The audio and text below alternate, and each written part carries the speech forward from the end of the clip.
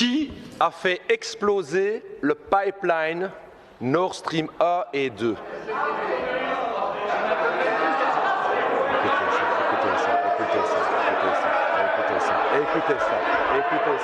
Écoutez ça.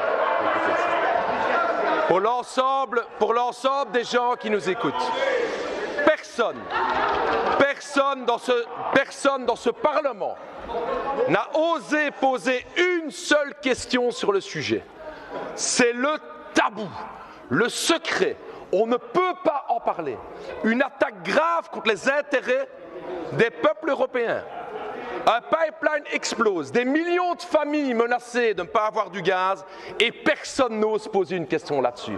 Vous êtes au garde à vous. Et au début, tout le monde disait c'est les Russes. Et qu'est-ce qu'il apparaît aujourd'hui? C'est plutôt regardez le tabou. Vous avez peur. D'abord c'était les Russes.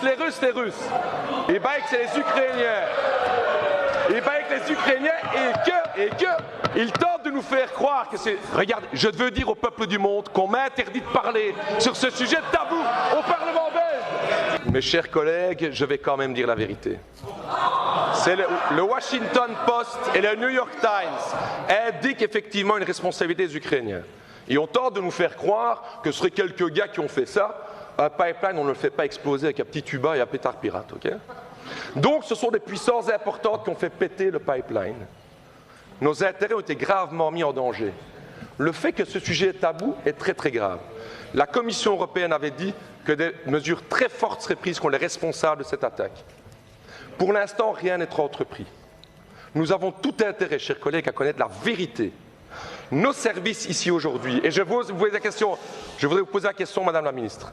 Il apparaît sur les renseignements que notre gouvernement était au courant, quelques semaines après les attentats, que c'était essentiellement la piste ukrainienne qui était valable via les services secrets hollandais.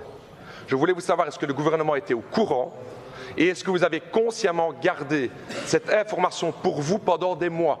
Le risque de désinformation est en effet très réel dans le contexte de guerre que nous connaissons. Aussi, vous comprendrez, pour des raisons évidentes de sécurité, que le gouvernement ne puisse pas communiquer plus avant sur le travail des renseignements belges, ni sur leurs contacts avec des services partenaires étrangers. Vous avez raison de souligner le grand danger de désinformation.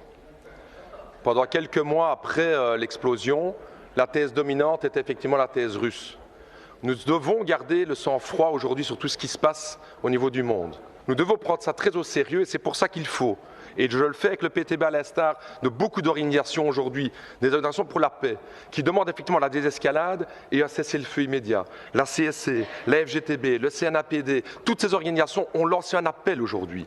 La paix doit avoir la priorité et stop au tabou géopolitique parce qu'on va vers la guerre mondiale.